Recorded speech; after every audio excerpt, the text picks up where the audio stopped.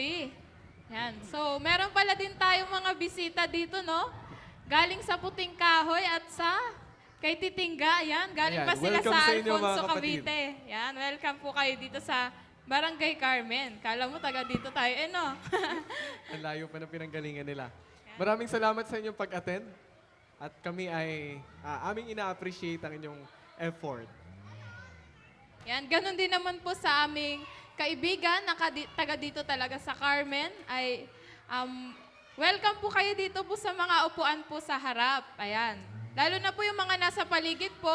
Kung nais niyo pong samahan kami dito po sa Barangay Court, ay tara po dito sa ating mga upuan. At marami pa pong bakante. Ayan. So yun. Ayan. Mga kapatid, amin po muling promote sa inyo ang ating pong channel sa ating pong radyo na matatagpuan sa Na matatagpuan natin po sa 89.1. Yan, kung meron po kayong mga radyo at nais niyo pa pong makapakinig ng mga makalangit na awit o mga mensahe, ay lalo po panghuling gabi na natin dito bukas, no? So kung nais niyo po sa mga susunod na araw at gabi na gusto niyo pong makapakinig pa, ay pwede niyo pong buksan na inyo pong radyo at ilagay po ito sa 98.1. Ayan. Muli ay tayo po'y makakapakinig ng ating pong mga makalangit na awitin galing sa radyong ito. Yan. So, okay lang po ba? Magtanong po kami at taas po yung kamay ng nakakaalam po ng sagot. Lalo po yung mga taga dito po sa Barangay Carmen. Ayan.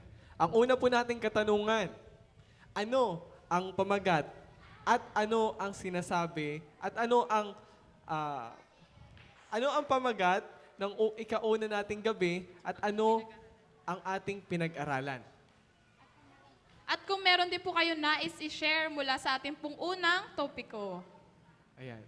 Sa unang gabi.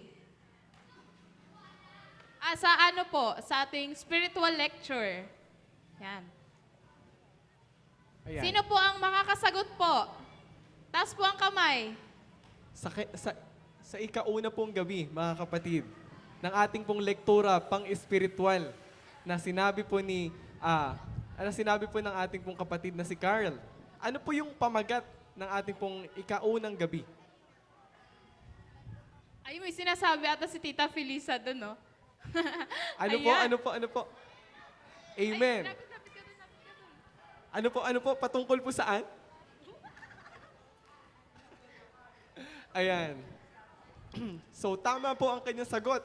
At dahil po tama inyo pong sagot, amin po kayong reregaluhan ng isa pong libro. Ayan. Atin pong palakpakan si Tita. Very good.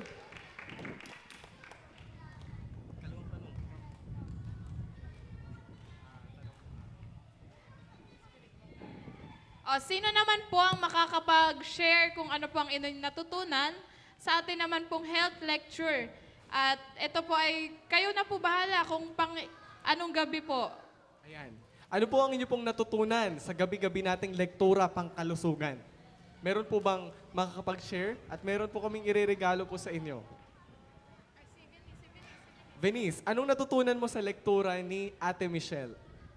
Lagi yung uminom na maraming tubig. Bakit? Siyempre, para maging malakas. Amen! Yan, tama. Uminom daw ng maraming tubig. Para maging hydrated tayo sa ating araw-araw.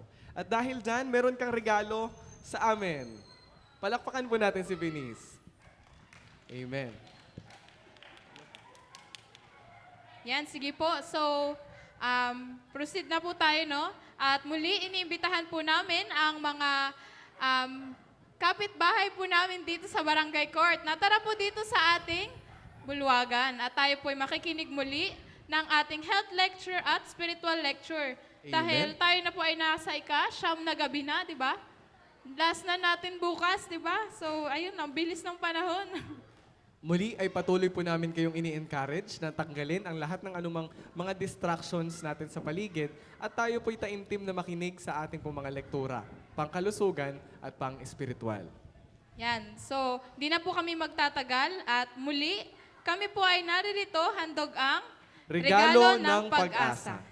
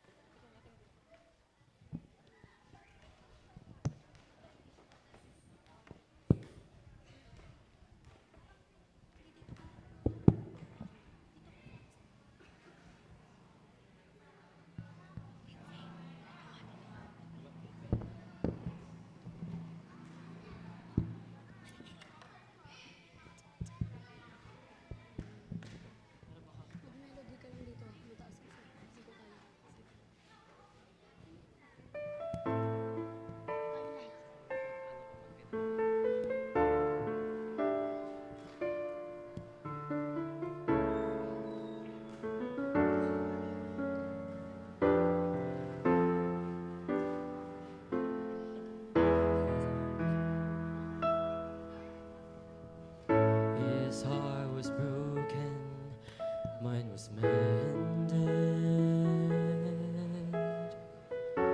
He became sin, now I am clean. The cross he carried bore my burden.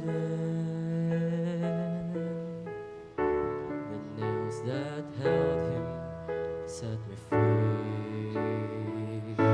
His life for mine, His life for mine. How could it ever be that He would die, God's Son would die to save a wretch like me? What love divine, He gave His life for mine. His scars of suffering brought me healing. He spilled His blood to fill my soul. His crown of thorns made me royalty. His sorrow gave me joy untold.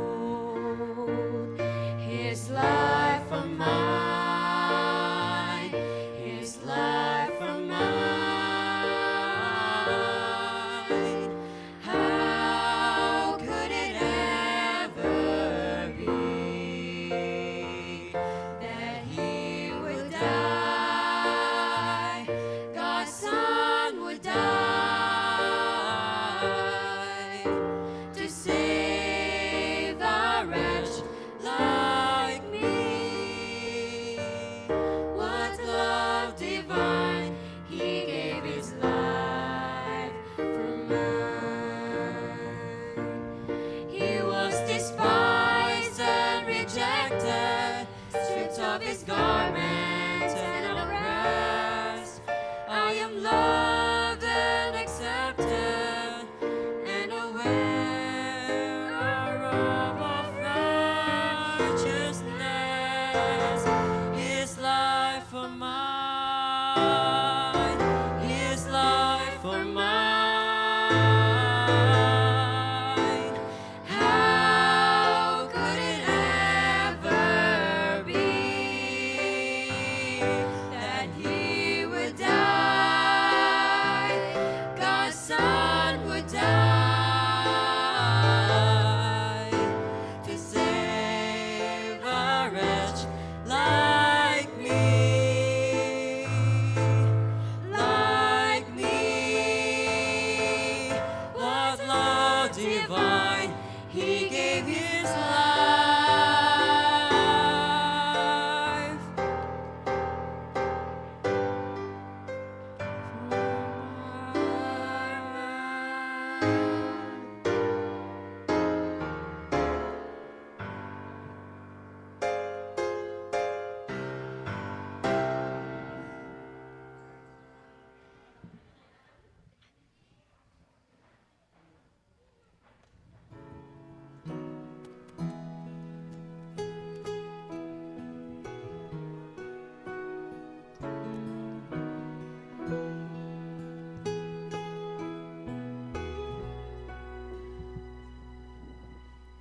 Time just strips away, and there's a look back on the years. Memories of happiness and bitter tears. Through it all there was a common thread that cannot be ignored.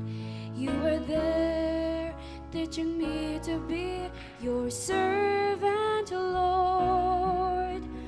All along, your hand has been guiding me, shaping my life to be a beautiful song. All along, you've led me through the things that you do would make me strong. Your love has been there all along.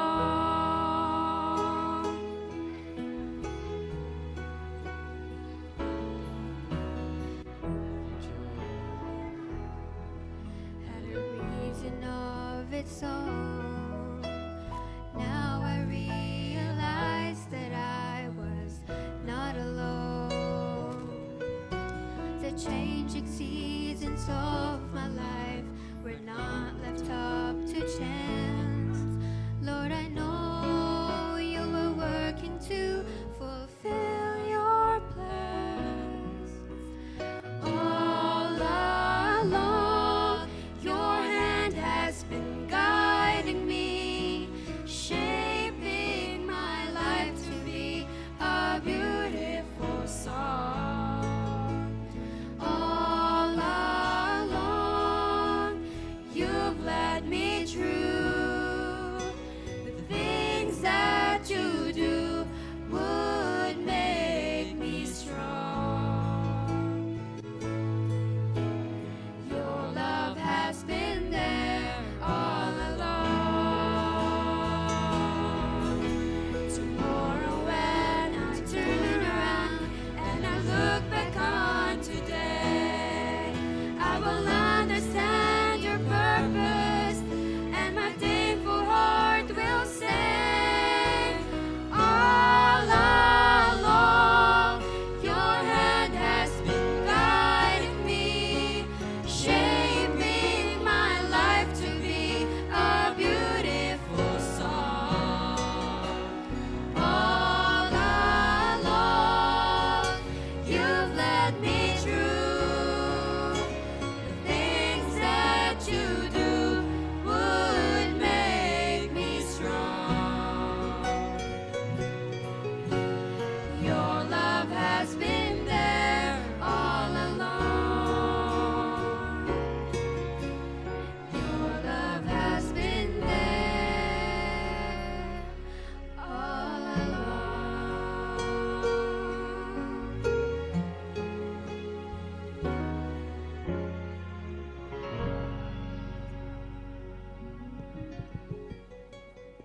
Para po sa ating team song, ating pong awit, tayo po natin tumayo at ating pong awitin ng ating team song.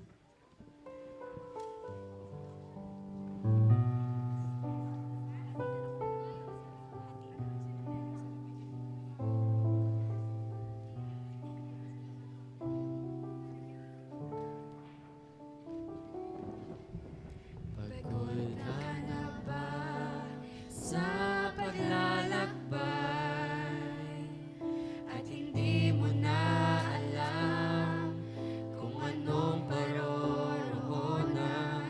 Umapatak na naman mga luha sa mata at punong-puno ang isip mo ng mga problema.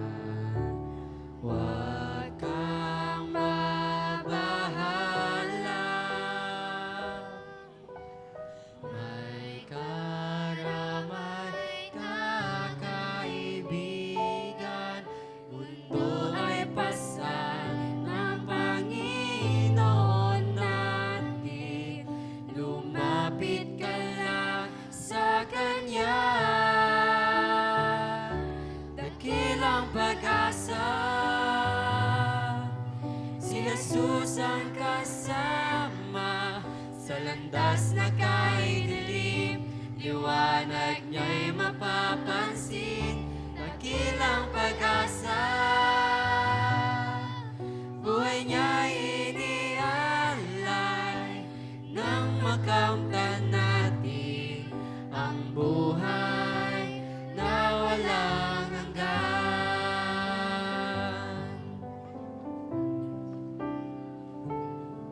Kapag ang puso'y nahihirapan na, sugat ay lumalalim, hindi na gumagaling. Kapag ang iyong mundo ay para bang gumunaw na, hindi mo na alam kung ano ang gagawin. Huwag kang mabahala,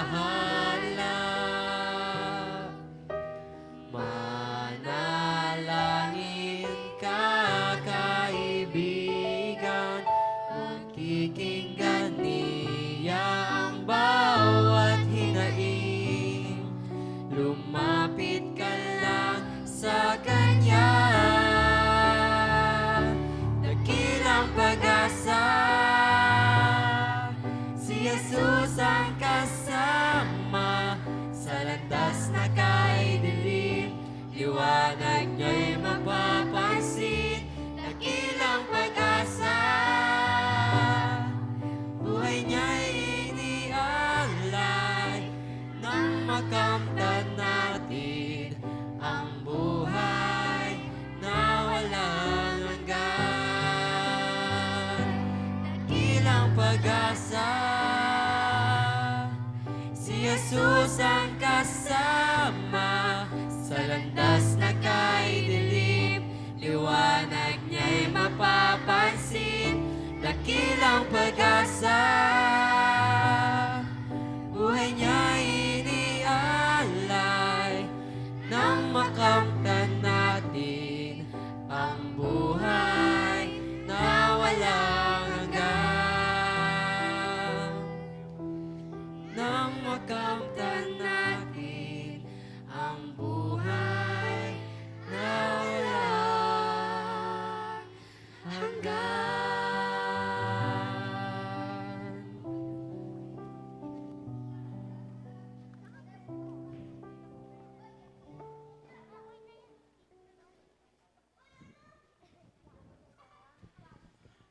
Tayo po ay manatili na nakatayo at tayo po ay yumuko sa ating pananalangin. Dakila po naming Diyos, Ama naming banal, totoong napakabuti ninyo at kami po ay maraming marapat na ipagkapuri at ipagpapasalamat sa inyo. Tangi na po ang inyong mayamang gabay at pag-iingat sa bawat isa sa amin sa buong maghapon. Muli amin pong pinasasalamatan ang inyong kadakilaan, lalo tigit sa pribilehiyo na ngayong gabi patuloy kami na makapag-aaral sa aming ikatututo. Una po para sa aming mga kalusugan at gayon din po, Panginoon, sa aming pangangailangan po sa inyo. Ang amin pong dalangin, O Diyos, na buksan po ninyo ang aming mga puso at ang aming mga isipan. Pagliwanagin po ninyo ang aming mga pangunawa upang ang lahat po ng aming mga mapapakinggan ay amin pong matutunan at ito po ay aming maisakabuhayan. Pagpalain po, O Diyos, ang bawat isa sa amin. Tangi na po ang aming mga lecturer sa kalusugan, gayon din po ang lecturer namin sa spiritual na kalalagayan. Patawarin po kami, Ama, kung saan kami nagkulang at nagkasala dahil po sa aming mga kahinaan. Ito po ay aming hinihiling at kami po ay nagpapasalamat sa inyong pagtugon sa aming mga dalangin, alang-alang sa pangalan ng aming tagapagligtas na si Jesus.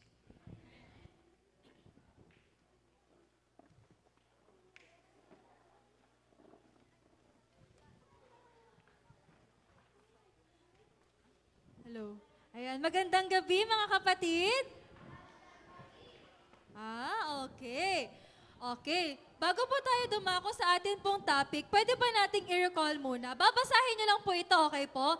Kaya mas inaasahan ko po na mas malakas po ang atin pong mga boses, okay po? Ano po yung una nating topic? Medyo mahina. Naku, sige. Sa pangalawang topic kaya.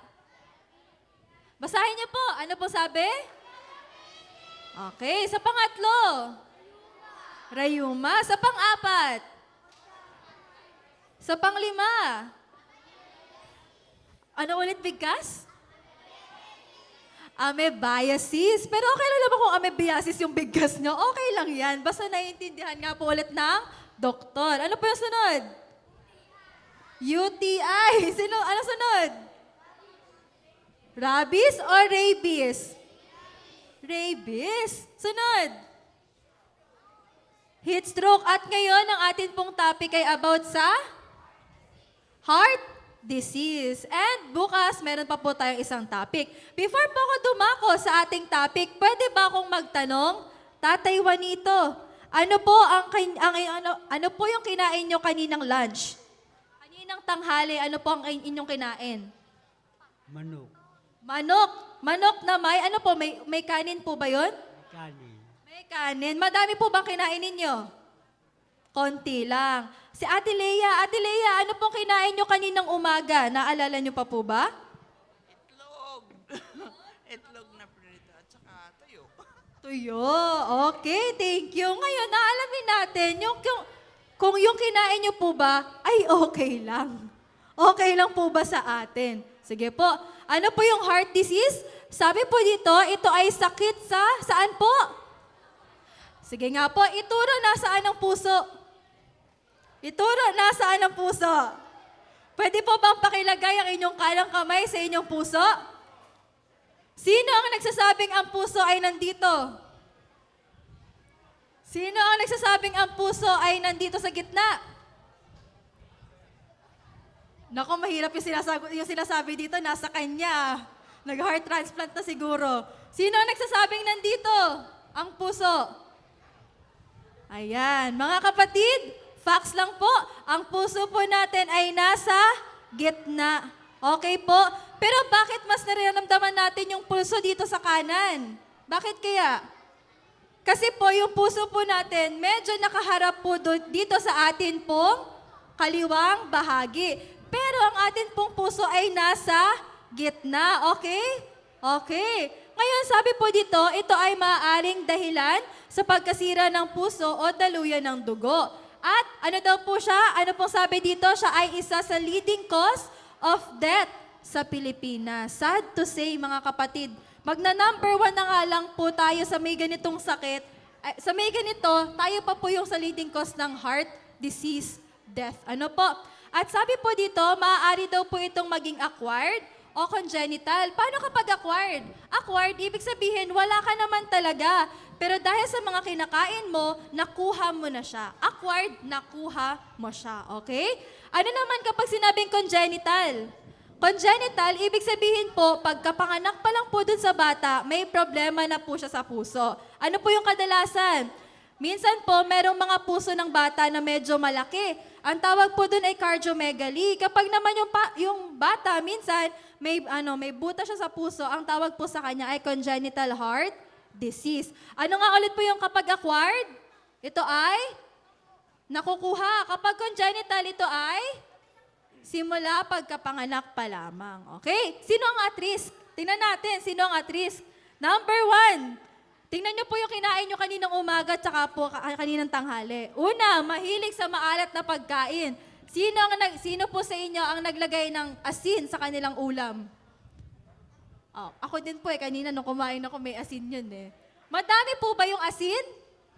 Madami. Patay tayo nito. Ano pa? Mataas na cholesterol. Ano pa yung mga matataas na cholesterol? Sino po ang mahilig sa balat ng chicken? Talaga namang may mga prito-prito yan. Masarap daw yun eh. Balat ng chicken, kahit anong parte ng balat ng chicken yan, basta balat ng chicken, mataas po yan sa cholesterol. At alam niyo po ba, may isa pa. Pag may high blood, sino po may high blood? Siyempre, yung mga bata, wag kayong tataas. Naku, wala pa kayong high blood siguro, no? O kaya pa naman yan. Sino po ang may high... Wag na po natin sabihin pala sino may high blood. Ano po, medyo nakakaano naman po yan. Sige po. Naninigarilyo. Meron po ba naninigarilyo? Kapatid, paano kapag vape lang naman? Okay ba yon? Hindi po. Alam niyo po ba, mas matindi po ang ginagawa ng vape sa katawan kesa po ng atin pong sigarilyo na binebenta po. Alam niyo po yon yung per pack. Ano? Sunod. To, medyo guilty kami dito mga kabataan. May sakit kaming ganito eh. Laging nakaupo at nakahiga. Sino ba to? Kakain na lang, nakahiga pa. Alam niyo po yan, ang sarap kumain ng nakahiga, di ba? Sino sa inyo hindi guilty? Medyo guilty ako dun. Sino naman sa inyo, nagla-laptop na lang sa loob na sa na si kuya? Panglima! Laging nakahiga at nakaupo. Nako, mga bata natin masisigla. Mga mamis kaya natin sisigla din. Ayan. Sige po. Ayan, sige po. Alam niyo po, isipin niyo po na ito po yung daluyan ng ugat ninyo. Sige po, isipin niyo po ito yung daluyan ng ugat po ninyo. Ng dugo, ng gugat tuloy. Ito po yung ugat na daluyan ng inyong dugo. Ngayon, pag kumain po kayo ng mga makokolesterol, maalat, alam niyo po, minsan may mga ano dito, yung mga plaque na sinasabi, may mga dumidikit po sa mga daluyan ng dugo. Pag dumikit po yung mga yan, hindi po nakakadaan maigi yung dugo. Alam niyo po yon? Kaya ang nangyayari, kapag ganon, nahihirapan po yung puso natin. Kaya po mapapansin nyo, kapag kumain kayo ng makolesterol, maalat na pagkain, ang bigat sa dibdib, ang sakit sa dibdib, mapapansin nyo po yun, lalo na po kapag marami kayong kinain, may handaan, di ba po? Ang sarap kumain pag may handaan. Sino ba namang hindi masasarapan kapag libre, hindi po ba? Kaya nga lang, ang nangyayari po ay ito. Ayan, ito po yung nabubuo. At yung dugo po dyan ay ito. Paano yung nangyayari yan? Paano yan? Dahil hindi naman po nag-a-adjust ang daloy ng dugo sa ating katawan. Pero kapag may bumablock na sa kanya, meron ng kumbaga ay humahad lang sa pagdaloy ng dugo, ano po nangyayari? Minsan nabubuo dyan yung dugo. At kapag nabuo dyan yung dugo, I assure you, mahihirapan po yung puso nyo. Bakit? Wala nang dadaloy na dugo sa puso ninyo. At yun po yung magkakos kung bakit po nagkakaroon ng heart attack. Okay? Okay. Ano yung sintomas? Alamin natin. Siyempre, alam na natin yung sakit. Dapat alam din natin yung sintomas. Una, pananakit ng dibdib na tumatagal ng mahigit 30 minutes. Sige. Anong pinagkaiba nito sa acid reflux? Pinag-aralan po natin yun ng unang gabi. Ang pinagkaiba po ng acid reflux sa heart disease, burning sensation po. Kung baga mainit yung nararamdaman nyo po. Ito pong heart disease ay pananakit talaga ng dibdib ng puso. Kung baga, yung kanina, burning sensation lang, ito po ay pananakit na po talaga. At tumatagal ng ilang minuto nga po ulit? 30 minutes. Nare-relieve po ba to? Pwedeng ma-relieve, pwedeng hindi po ma-relieve. Depende po sa heart disease po ninyo. Dahil napakarami pong heart disease, napakaraming uri ng heart disease. Sunod, hirap sa paghinga. Mabilis mapagod. May kaibigan po akong ganito, may sakit po siya, naglakad lang po kami siguro dito hanggang Barangay Hall, hapong-hapo na po talaga siya. At alam niyo po, noong una, hindi ko alam na may sakit siya sa puso. Sabi ko, grabe, ang bilis mo naman mapagod. Nung sinabihan niya po na may sakit pala siya sa puso, nahiya na lang po ako nung sinabi ko po yan sa kanya. Ano? At sunod, manas na mga paa. Bakit? Number 1, mahilig po sa maalat na pagkain. Pag mahilig po kayo sa maalat na pagkain, usually nagkakaroon po ng manas na paa ang may sakit sa puso. Try nyo nga pong pindutin yung paa ninyo. Try nyo pindutin yung paa nyo. Lumubog ba? Bumalik ba? Matigas, bumalik, firm naman, bumabalik. Congrats mga kapatid, good news, wala ka pa nitong gantong sintomas. Sunod, pagkabog ng dibdib. Sister, paano kapag uminom lang ako ng kape? Paano ko ma-identify na palpitations pala yun ng pag-inom lang ng kape at saka ng heart disease? Yung pagkabog po ng dibdib na to, hindi po siya nawawala. Mararamdaman nyo po yan. Sige nga po, asan yung kamay nyo? Kung hindi nyo man po maramdaman sa dibdib, asan yung kamay nyo? Tapos, yung dito po, makikita nyo dyan, dito nyo po mahahanap kung nasaan po yung pulsuhan po ninyo. Sige po, wala po dito ha. Ito po yung thumb po ninyo. Yan yung hinlalaki po, hinlalaki ba? Tama ba ako? Hinlalaki. Dito lang po, sundan nyo lang, mahahanap nyo po dyan yung pulso po ninyo. Pag po hindi nyo mahanap, medyo galaw-galaw po tayo. Nahanap po ba? Nahanap nyo? Nahanap? Pag hindi nyo po mahanap, medyo galaw-galaw na tayo, medyo lakad-lakad na tayo, kasi yung dugo po natin marahil hindi na ganon nagsisirculate sa ating katawan. Anong dapat gawin? Una, baguhin mo yung lifestyle mo. Kung dati sobrang kain ka ng chicken, isang lechong manok ka, ubos na ubos mo, bawasan mo na, kalahati lang muna. O kaya naman, isang piraso lang, okay na yon. Ano po? Ano pa? Kung mahilig kang magkape, medyo bawasan na rin po natin iyon. Ano po? At inumin ang maintenance ng tama. Ito mga kapatid, paulit-ulit po natin itong sinasabi. Kapag may maintenance po kayo na gamot, hindi po yan parang biogesic. Na kapag may masakit lang, tsaka nyo po iinumin. Ang maintenance, ito po ay patuloy nating iniinom. Okay po? Walang palya kung bagay yung sinasabi po dito. Sunod, huwag ipagsawalang bahala ang sintomas na nararamdaman. Huwag nyo pong tiisin. Kapag matagal na po siya nangyayari, huwag nyo po siyang titiisin. At, syempre, magpapakonsulta po kayo sa doktor. Okay po? Bagaman may nakita po kayo mga sintomas dito, mga kapatid, hindi po ito sapat para malaman yung sakit po ninyo. Okay po? Ito lamang po ay guidelines, kumbaga. And next po, itigil po natin yung paninigarilyo. Ano yung tips? Number 1, mag-exercise. Alam niyo po yung kahit walking lang, lakad-lakad lang po kayo, malaking ano na po yun, malaking bagay na yon sa inyong mga katawan. Sige po. Number 2, pwede po bang basahin natin number 2? Okay, kung hindi ka man naninigarilyo, pero yung nasa bahay nyo naninigarilyo, pwede po bang sabihin natin, kuya, ate, papa, mama, masama pala yan sa puso. Okay? Dahil kahit second-hand smoker lang po kayo, malaking bagay po yun sa inyong katawan para mag-cause ng sakit. Next, eto, matulog sa saang parte daw po? Saang side? Kanan. Sa acid reflux, kanan, kaliwa. Sa acid reflux, kanan, kaliwa. Kaliwa. Sa heart disease, kanan, kaliwa. Kanan. Kanan po. Kanan po kasi yung puso po natin medyo nakahalang po sa ating kaliwa. Ano po? Kaya po left po kayo. Yan lang po yung technique sa anatomy po natin. Kailangan nyo po nasa kanan kayo, okay?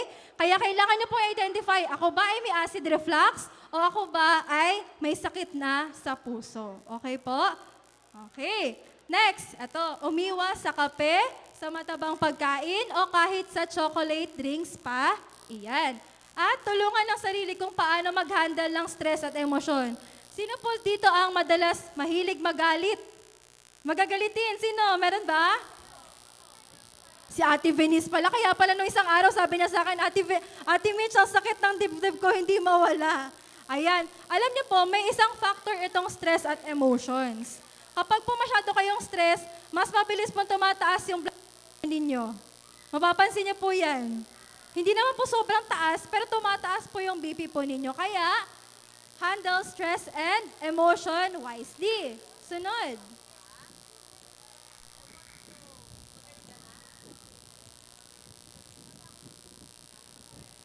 Sunod. Ato, lagyan natin ng suporta. Ilang unan daw po? Ilang unan? Pwede po bang basahin?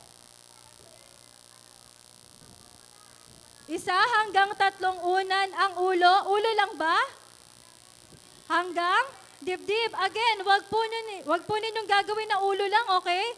Masakit po yan sa ulo. Kaya po may nagsabi sa akin, Ate Mitch, nagka-stiff neck naman ako eh. Kaya po sabi sa inyo, kasama po yung hanggang dibdib, okay? At ito, matulog ng 6 to 8 hours. Tinanong ko po ito sa kaibigan ko kasi siya po ay may sakit sa puso. Sinabihan po siya ng doktor niya, matulog ka kahit 6 hours lang. Alam niyo po kung bakit? Kapag po pala kulang yung tulog po ninyo, either bumababa o tumataas ang inyong presyon, ang inyong BP. Di ba po?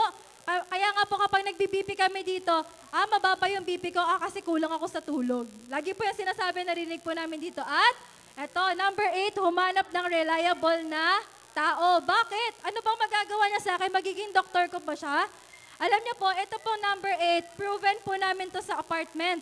May kaibigan po kami may sakit sa puso, at kapag may nagpapaalala sa kanya, oh, medyo bawal yan sa'yo limitahan mo lang. Oh, anong oras na? Ilang oras ka lang makakatulog? Oh, yung gamot mo, nainom mo na ba? Effective po siya. Kaya hanap po kayo sa bahay ninyo. Dahil ito pong sakit na to, maganda may nakakatulong po kayo. Okay? Number 9, iwasan ng sobrang tubig. Bakit? Alam niyo po, mapapansin niyo yan. Kapag po nagpa-doktor po kayo, minsan binabawasan na po yung tubig po ninyo. Kasi yung ginawa niyo po kanina, yung pagpindot, pwede pong mamanas po yung paa po ninyo. Okay? Depende po yan kung sa right o sa left po ba kayo ng puso ninyo may karamdaman. And maging mapanuri po tayo. Iwasan yung pagkain ng patis, suka, toyo, french fries, popcorn. Bakit popcorn? Ang hirap naman yan, popcorn na nga lang Niluto na nga lang namin yung mais dun Pwede po yan. Konti lang po yung asin. O kung maganda, wala na pong asin. Di ba po? Okay naman yan. And cornix, mga boy bawang, yan, mga masasarap na yan. Ay iwasan. Ngayon po, okay, ngayon po, meron po tayong diet na pwedeng gawin. Sige po, first po natin ay, basahin nyo nga po, low isang beses lang. Tama naman, mura naman 99 pesos lang isang kain lang. Pero, kung makakaabot man po kayo ng 150 pesos, kaya na pong umabot yung maghapon. Lalo na po kapag ang kinain nyo lang po ay bulang lang. Initin nyo lang po ng initin, maghapon pwede na. Gulay, okay na po yun. Ano? At sabi po dito, wag na po tayo masyado sa mga karne o yung mga red meat. At yung mga flavors po natin, pwede tayong gumamit na iba pong pangpaalat. Ano? And next naman po, ayun, yun nga po yung sinabi dito. And yung isa pa po natin is yung DASH diet. Meron ba sino nakakalam ng DASH diet? Sabi po dito ay, ang DASH diet daw po ay dietary approach to stop hypertension. Ano tong mga to? Ayan, sabi po dito, kung kakain po tayo ng gulay, ariin po natin na ito po ay may servings na 8 servings a meal. And alam niyo po ba sa low-fat dairy, yung mga milk, di ba po kapag medyo tumatanda na po tayo, mahilig tayo sa gatas, kumbaga pampalakas ng buto, sabi po dito ay 2 to 3 servings lamang ang pwede po sa atin. Sunod, fats and sweets. Sabi po dito, 1 beses lang. Paano yun kapag kumakain kami 3 beses ng kanin sa isang araw? Kung kaya niyo pong kainin ng 1 beses lang po ng isang rice, okay na po yun. Basta po, makaiwas po tayo. Ano po? And sa legumes or nuts, sabi po dito ay, ilang servings daw po? 4 to 5 servings lamang. And lean protein, 6 or less servings a day. Grain, 6 to 8. Alin po yung pinakamadami? Alin po yung pinakamadami sa portion po natin? Ano po nakalagay? Fruits and vegetable, pati po ang atin pong grains. Tinapay at saka po gulay at prutas, sapat na po pala sa ating katawan. Ano po? Hindi po pala natin kailangan kumain ng napakarami. Hindi po pala natin kailangan kumain ng 3 beses ng kanin sa isang araw. Ano po? Sapat lang po ang pwede po natin kainin. Mas maganda na po. Ano po? So mali po, saan nga po ulit tayong side kapag tutulog? Saang side? Right side. Dadamihan pa natin yung tubig? Hindi. Dependahan po natin sa doktor. Yung maintenance ba natin? Anong gagawin natin? Iinumin lang ba natin kapag may masakit o iinumin natin ng walang palya? Walang palya. At ano po yung pinakamabisa? Tayo daw po ay kumain ng sapat lamang at maganda po sa ating katawan. So muli po, yun lamang po ang atin pong health lecture ngayong gabi and salamat po sa inyo pong pakikinig.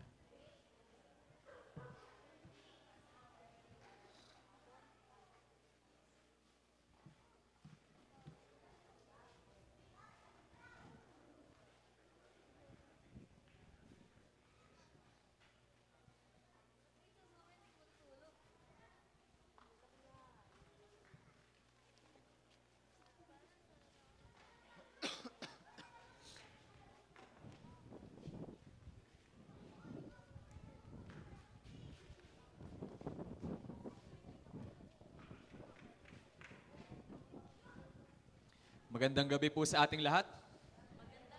Magandang gabi po. Tayo po ay nasa ikasyam na gabi ng ating pag-aaral. At kinabukasan po, yun na po yung panghuli o ang ikasampu. Ano po? Ang ating pag-aaral ay may tema na regalo ng pag-asa. Kinagagalak ko po na kayo'y bumalik ulit sa ating pag-aaral. Ano po? At kayo'y narito na naman. So, recap lang po natin. Yun na pag-aralan natin. Nakakawalo na po tayo. Yung una nating pinag-aralan, may pinamagatang baliw. Ano po ang pinag-aralan natin ay Biblia. Ang ikalawang gabi naman ay may patungkol sa pagpili. Ang pinag-aralan natin ang pinagmulan ng kasalanan. Ikatlo, ang pagtubos, ang kaligtasan. Ikaapat naman ay ang kautosan ng Diyos o ang Ten Commandments. Kalima naman ay ang ikaapat na utos na may patungkol sa Sabat.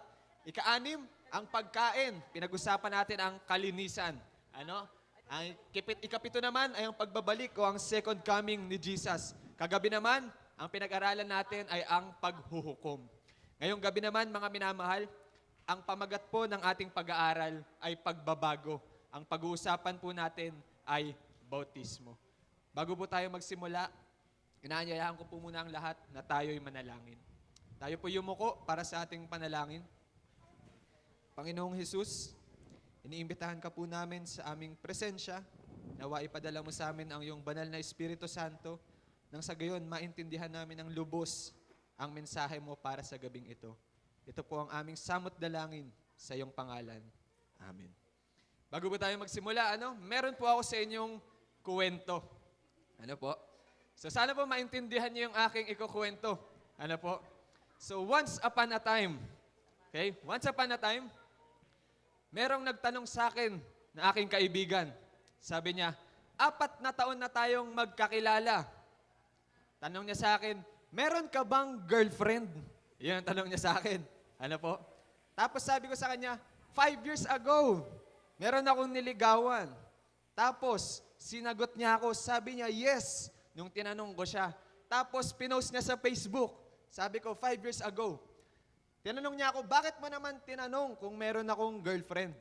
Sabi niya, 4 na taon na kasi kitang kilala.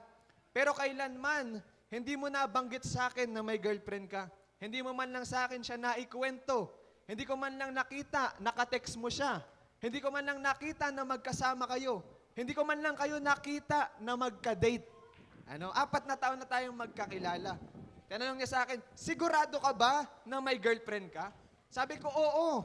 5 years ago, sinagot niya ako, meron kaming pruweba na nakapost sa Facebook. Tapos, ang tanong naman niya sa akin, so yung girlfriend mo, taga saan ba? Ang sagot ko naman, taga Caloocan siya. Sagot naman niya, kaya pala di ko kayo nakikita. Long distance pala kayo. So, tanong naman niya sa akin, siguro lagi kang gumagastos ng malaki pang load para lagi kayong magka-text at magka-video call. Sabi ko naman, hindi ako gumagastos kailanman. Tapos tanong niya, so, lagi pala kayong magka-video call, ano? Sabi ko, hindi kami nagbi-video call. Tapos sabi niya, lagi kayong magka-text siguro, gabi-gabi. Hindi rin kami nagtitext, sabi ko sa kanya. Sabi niya, kailan ba kayo huling nagkita? Sabi ko, 5 years ago, nung sinagot niya ako. Kailan kayo huling nag-usap? Sabi ko, 5 years ago, nung sinagot niya ako. Sabi niya, sigurado ka ba talagang may girlfriend ka? Sabi ko, may patunay sa Facebook.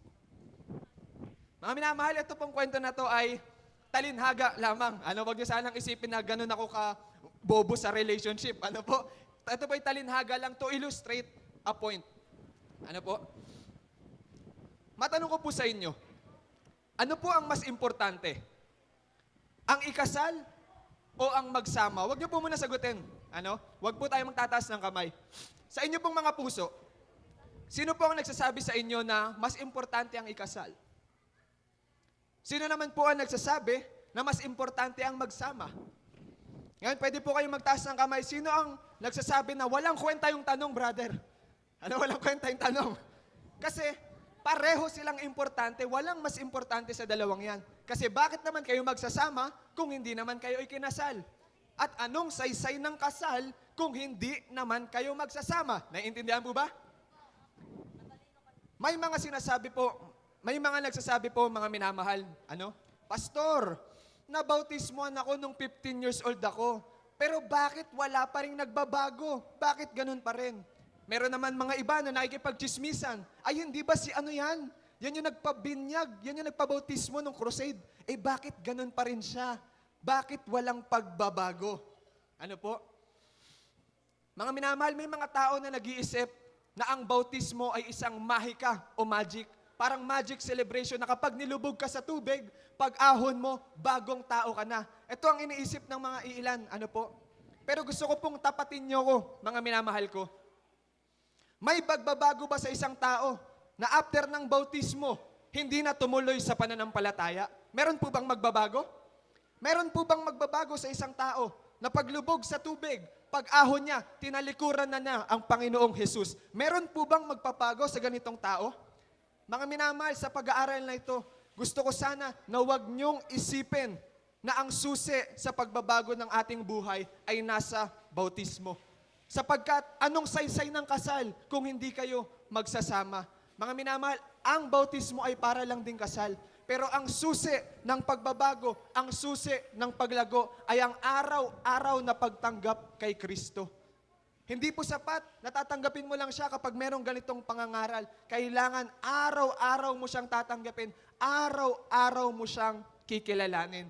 Mga minamahal, sana dito pa lang sa pag-aaral na ito, maliwanag na kaagad ang bautismo. Ano po? Hindi po yan magic. Kailangan meron tayong araw-araw na relasyon sa Panginoon. Yan po ang susi. Kagaya ng isang kasal, walang saysay ang kasalan kung hindi tayo magpapatuloy sa pagsasama. Ano po? Bagamat ganon ang usapin sa bautismo, ngayon pong gabi pag-aaralan natin kung bakit ito importante. Ready na po ba kayo makinig, mga minamahal? Can you say amen? Meron po tayong 5 katanungan sa ating gabing ito.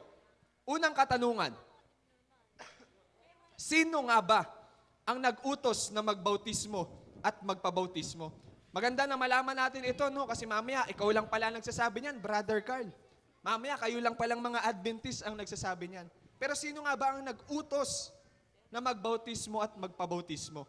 Sabi sa Mateo 28, ang nagsasalita po dito ay walang iba, kundi ang anak na si Jesus.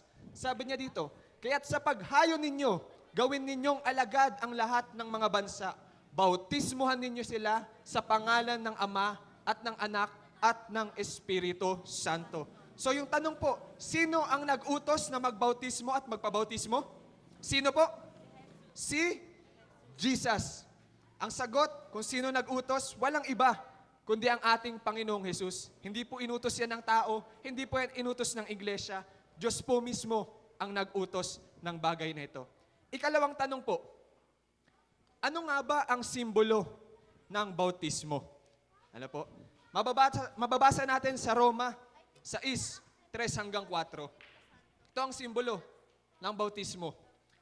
O hindi ba ninyo nalalaman na tayong lahat ng mga nabautismuhan kay Kristo ay mga nabautismuhan tungo sa kanyang kamatayan? Sabi pa, kaya tayo ay inilibing na kasama niya sa pamamagitan ng bautismo tungo sa kamatayan, na kung paanong si Kristo ay muling nabuhay mula sa mga patay sa pamamagitan ng kalawalhatian ng Ama, gayon din naman tayo'y makakalakad sa panibagong buhay. Anong simbolo ng bautismo? Kung paano na si Jesus ay namatay, inilibing at nabuhay na mag-uli, gayon din ang simbolo ng bautismo. Ano po? Sabi dito, panibagong buhay. Kung paanong si Jesus ay inilibing at siya'y namatay, inilibing at nabuhay na mag-uli, ganon din po tayo, sa pamamagitan ng bautismo. Ito'y simbolo ng pagbabagong buhay. Yung mga habits, yung mga practices, yung mga pananalita natin na taliwas sa kalooban ng Diyos, na taliwas sa nakasulat sa banal na kasulatan. Lahat po yan sa pamamagitan ng bautismo, ipinapaalam natin sa mga tao na itong mga bagay na ito, yung ating past habits, itong mga intricacies natin, handa tayong iwan sa biyaya ng Panginoon. Sa pamamagitan din itong bautismo, naniniwala tayo na kagaya na si Jesus ay namatay, inilibing, nabuhay na mag-uli, sa pamamagitan ng bautismo, ipinapakita natin na naniniwala tayo na tayo rin ay bubuhayin na mag-uli. So ano ang simbolo ng bautismo? Ang bautismo ay simbolo ng kamatayan ng Panginoong Hesus at ng ating panibagong buhay. Ikatlong tanong, sa Biblia, bakit nga ba sila nagpapabautismo? Ano nga bang dahilan kung bakit nagpapabautismo yung mga tao? Sabi sa Gawa 2:41, mababasa natin dito na kaya't ang mga tumanggap ng kanyang salita ay binautismuhan at nadagdag ng araw na iyon ang may 3,000 kaluluwa. Sa English, ang nakalagay po dito ay, they that received the word gladly. Yung mga tumanggap ng may kagalakan. Ano pong nakalagay dito? Nung tinanggap nila ang salita, ano po ang ginawa nila? Sila'y nagpa-bautismo. Dito po natin makikita kung bakit nagpapabautismo ang mga tao. Ang mga tao po na tunay na tumatanggap sa salita ng Panginoon, tunay na tinatanggap nila ito sa kanilang puso. Ito po yung nagbubunga ng pagsunod, nagbubunga ng bautismo sa kanilang buhay. Yan po ang isa sa bakit. Pag tinanggap mo at tunay mong tinanggap ang Panginoon, handa kang sumunod. At kung sasabihin niya sa iyo na kailangan mong magpabautismo, ikaw ay susunod ng 100%. Ikalawa naman, merong napakagandang storya sa Acts chapter 8. Ito, meron tayong storya dito na ating ikukwento. Napakaganda na storya tungkol sa bautismo.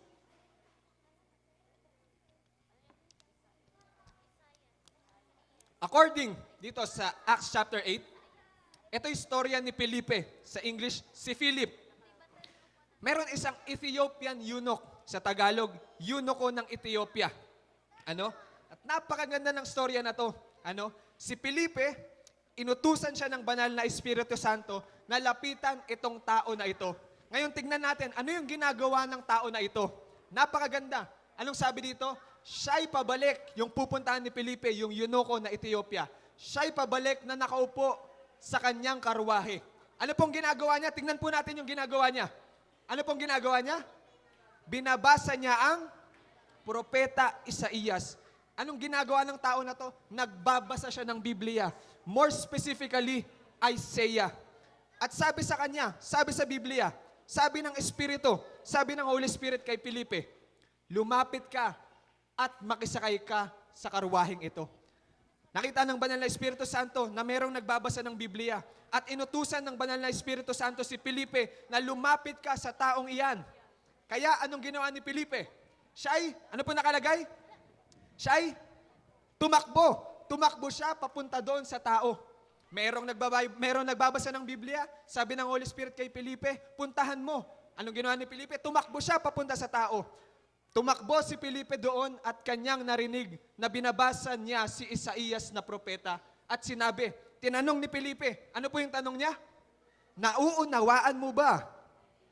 Okay? Nagbabasa siya ng Isaiah, tinanong siya ni Felipe, naiintindihan mo ba yung iyong binabasa? Anong sabi nung eunuko? Paano ko naman maiintindihan maliban na may tumulong? So, meron nagbabasa ng Isaiah, meron nagbabasa ng Biblia. Sabi ng Holy Spirit, pumunta ka. Okay, kausapin mo.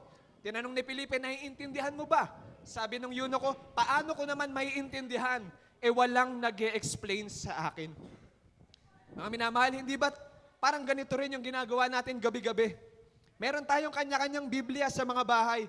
Pero pag binuksan natin, di ba't aminado din tayo na minsan hindi natin maintindihan? At anong ginagawa ng Panginoon? Magpapadala siya sa atin ng tao upang tulungan tayong maintindihan. Gabi-gabi, yan po ang ginagawa natin. Tinutulungan namin kayo na maintindihan ang nakasulat sa banal na kasulatan sa pamamagitan ng banal na Espiritu Santo. Yan po ang ating experience ngayon. Ano po? Tinutulungan tayo ng Panginoon na maintindihan ang kanyang salita. At ano pong ginawa ni Felipe? Napakaganda ng kanya pong ginawa. Nagsimulang magsalita si Felipe at simula sa kasulatang ito ay ipinangaral niya sa kanya. Ano ang pinangaral ni Felipe?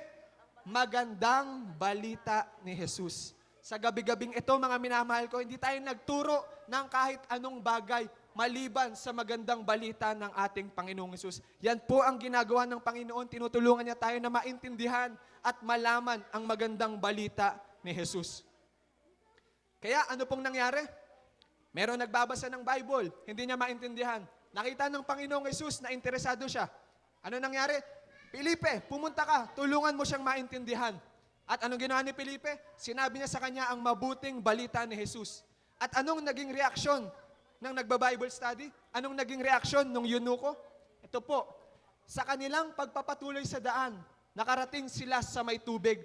Nakakita sila ng tubig. Ano po? Ang sabi, tignan mo, narito ang tubig. Ano ang nakakaadlang upang ako'y mabautismuhan? Sino po ang nagtanong? Si Felipe po ba? O ang nagtanong po ay yung nag-aaral?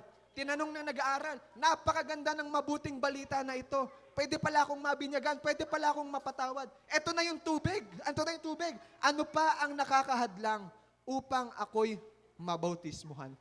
Napakaganda ng tanong. At sabi ni Felipe, ito lang ang humahadlang sa iyo. Ano po? Ito ang humahadlang.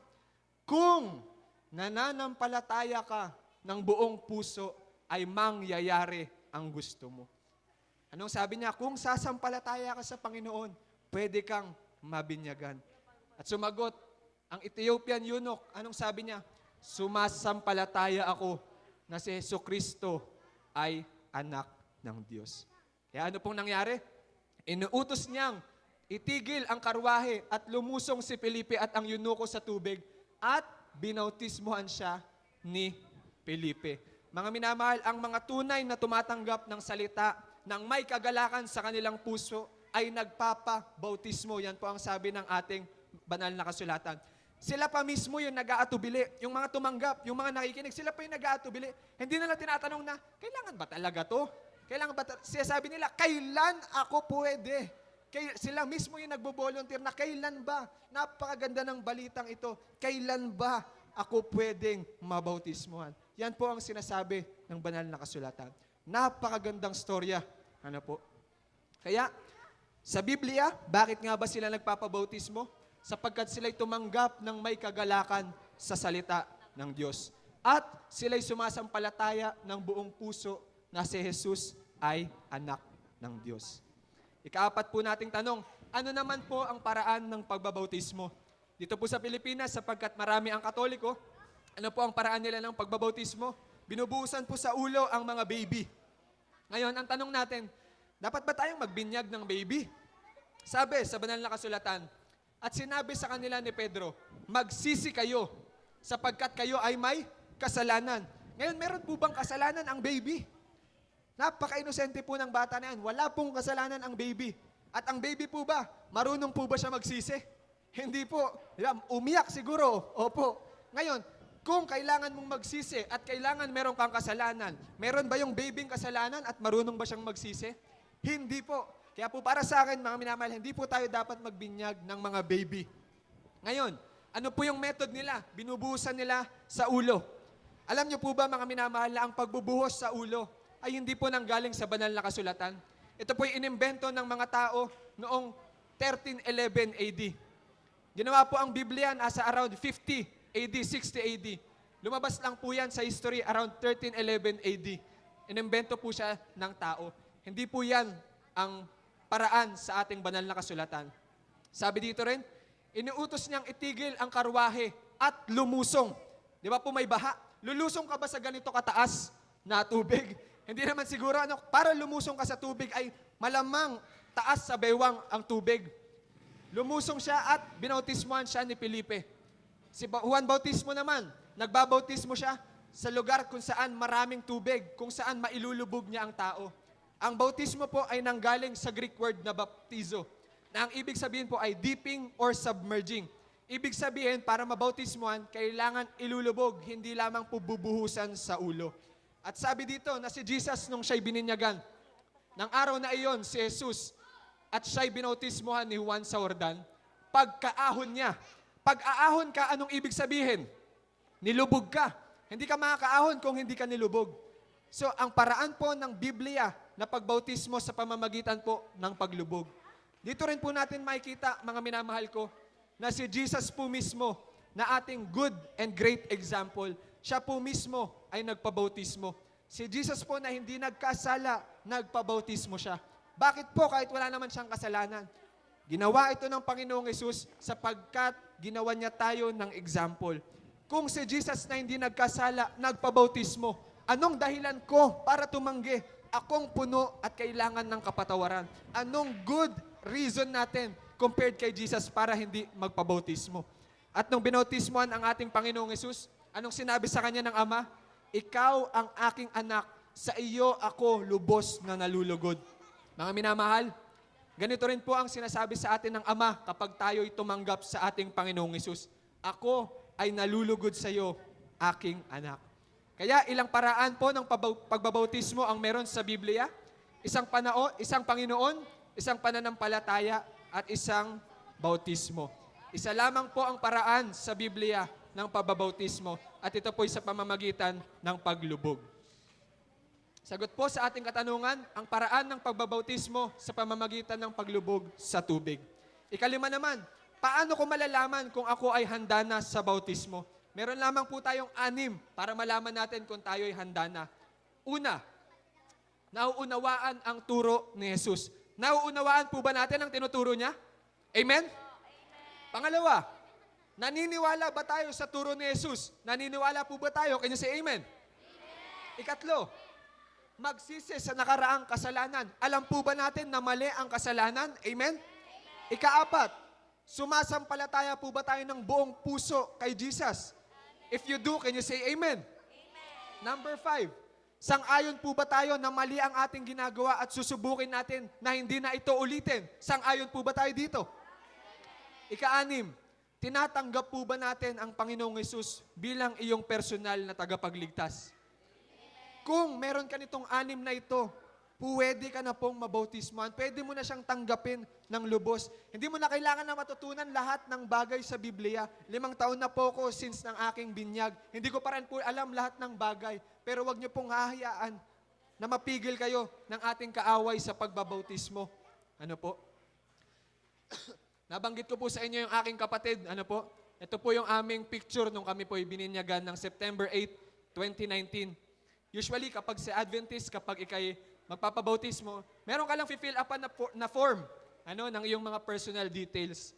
Kaya lang, naiirita lang ako kasi siya lang yung may picture. Ano po? Dito sa aming church outing, ano po, sinabay kami sa aming church outing para mabautismoan sa isa pong swimming pool. Wala pong kaso kung sa swimming pool, basta po mailubog. Yun po ang importante. At ang biroan nga po namin nun sa bautismo, since magsiswimming sila, baptism muna. So paglubog sa amin, tanggal daw yung kasalanan, mapupunta daw sa tubig. Tapos lahat ng kapatiran, maliligo.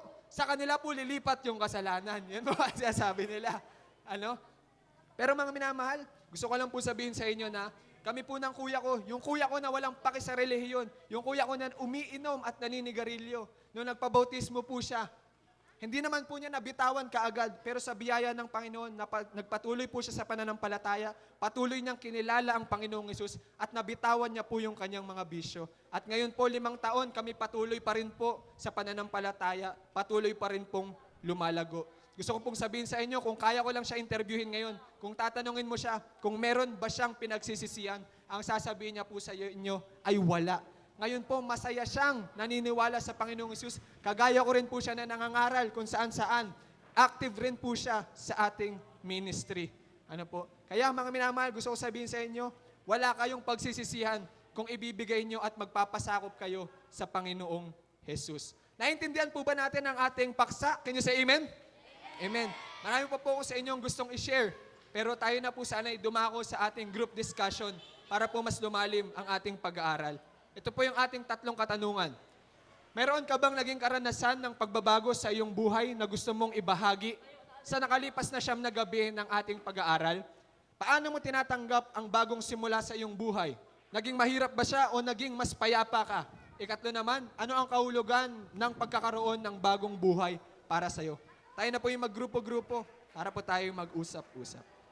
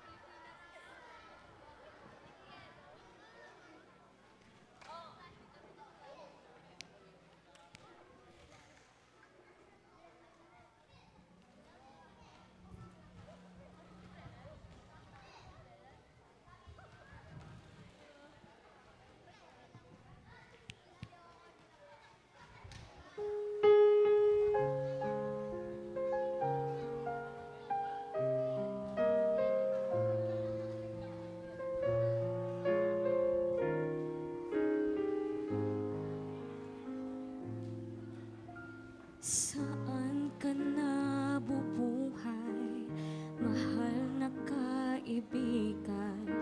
Sa Diyos ba o pansarili lamang?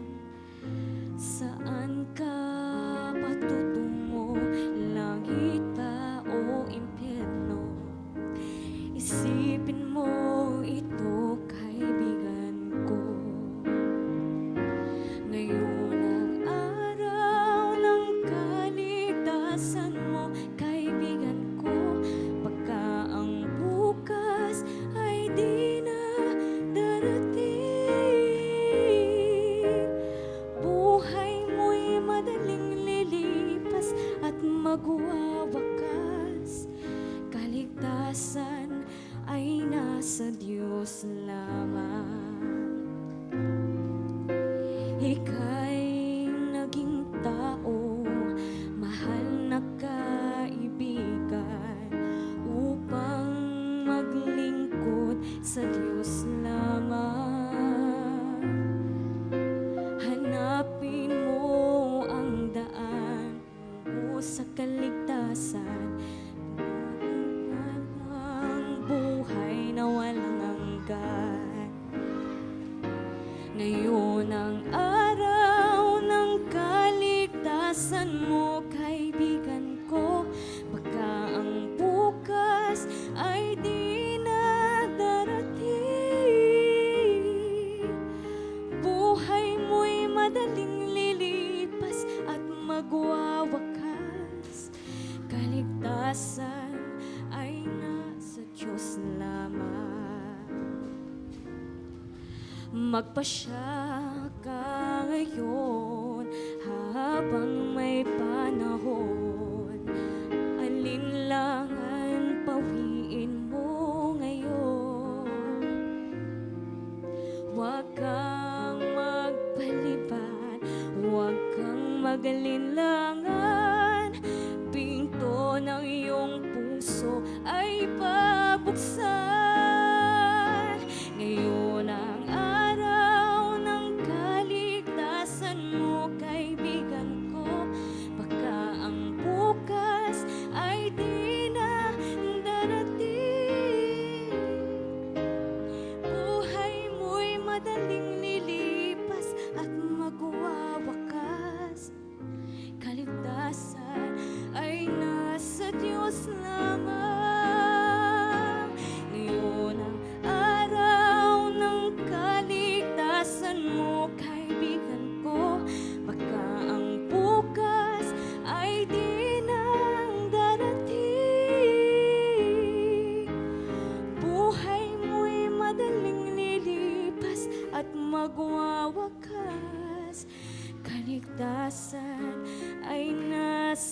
Diyos na ba?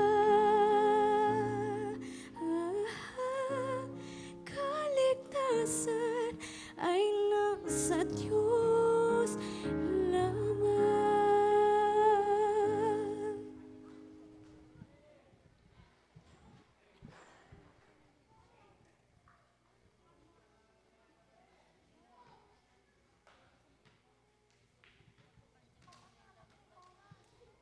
Ang pinag-usapan po natin sa gabing ito ay pinamagatang pagbabago.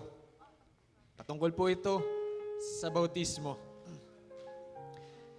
Usually po, kapag ang dalawang tao ay nagmamahalan, kadalasan ang nangyayari ay gusto nilang umabot sa kasalan. Gusto nilang magpakasal. Hindi nila tinatanong kung kailangan ba. Pero ang sinasabi nila, kailan ba? Kailan kaya tayo pwedeng ikasal? Gusto ko nang magpakasal sapagkat mahal kita. At kapag ganito po ang sitwasyon, ang nangyayari po ay ang lalaki ay luluhod para tanungin ang babae. Ito ang kanyang tinatawag nating proposal. At kapag tinanggap ito ng babae, darating sila sa seremonya na tinatawag nating kasalan. At ipahahayag nila sa mundo na proud sila na sila ay kasal na. Mga minamahal ko, ang proposal ng Panginoong Hesus sa atin ay hindi lamang singsing, hindi lamang basta pagluhod. Ang proposal ng Panginoong Hesus sa bawat tao ay ito. Sinasabi ng Panginoong Hesus sa atin, ganito kita kamahal. Ibibigay ko sa iyo at ibinigay ko na sa iyo ang aking buhay. Upang ang dapat mong pagbayaran, ako na ang magbabayad. At ang tanong niya sa atin, gusto mo ba akong tanggapin? At kung tunay na siya'y ating tinanggap, ano ang pumipigil sa atin upang hindi siya ipahayag at ipagmalaki sa harap ng maraming tao, sa harap ng buong mundo? Sinasabi sa Mateo 10, kaya't ang bawat kumikilala sa akin sa harapan ng mga tao ay kikilalanin ko rin sa harapan ng aking Ama na nasa langit. Ngunit, sino mang magkaila sa akin sa harapan ng mga tao, ay ipagkakaila ko rin naman sa harapan ng aking Ama na nasa langit. Pag naintindihan po natin ng lubos ang pag-ibig ng Panginoong Hesus sa atin, hindi natin siya kailanman ikahihiya. Gusto ko pong malaman, mga minamahal, sino po sa atin ang naiintindihan ang pag-ibig ng ating Panginoong Hesus? Sa gabing ito, mga minamahal, gusto pong maiba ang ating pagdidesisyon. Ano po? Sino po sa atin, mga minamahal, ang hindi ikinahihiya na siya ang ating tagapagligtas? Pwede po ba sa pamamagitan ng simpleng pagtayo, ipakita natin na hindi natin siya ikinakahiya bilang ating tagapagligtas? Sa pamamagitan ng simpleng pagtayo, ipakita po natin na hindi ko kinakahiya na bagamat ako'y makasalanan, siya ang aking tagapagligtas. Salamat po. Panatilihin po natin nakatayo at tumayo pa kung sino sa atin ang handa siyang ipahayag at ipagmalaki sa buong mundo. Sino po sa atin ang handa siyang ipahayag at ipagmalaki? Manatili po tayong nakatayo. Mga minamahal, maraming salamat sa pagpili sa ating Panginoong Hesus. Salamat sa pagpili at pagpapasakop sa Kanya bilang iyong tagapagligtas. Tinitiyak po ng ating Panginoong Hesus na wala kang dapat pagsisihan. Manamahal, masaya po ang buhay na may Hesus na buong puso sa ating buhay. Mga minamahal, inaanyayahan ko po na tayong lahat ay yumuko para po sa ating panalangin. Tayo po ay manalangin. Panginoong Hesus, napakasimple po ng pagpapahayag na kayo ay tinatanggap namin. At ito po, Panginoon, ay sa pamamagitan ng bautismo. Panginoon, hipuin mo po ang aming puso na huwag makinig sa aming kaaway, na patagalin pa ang desisyon, Panginoon. Bagkus, Panginoon, patuloy mong kausapin ang aming mga sarili. Bulungan mo kami sa aming mga tenga, na piliin ka na at magdesisyon. Sapagkat hindi namin alam kung kailan ang aming huling hininga. Ayaw namin, Panginoon, na maging huli na ang lahat bago pa namin masabi sa buong mundo kung gaano ka namin ipinagmamalaki bilang aming personal na tagapagligtas. Panginoon, salamat po sa iyong kaligtasan. Ikaw po ay aming tinanggap. Ito po ay aming dalangin sa iyong pangalan. Amen. Ang minamahal, bukas po, kinalulungkot ko sabihin na huli na po ang ating meeting bukas. Ito na po ang ika-10. Nawa, pumunta po tayo sapagkat last na po ang pag-meeting natin sa kinabukasan. Maraming salamat po at magandang gabi.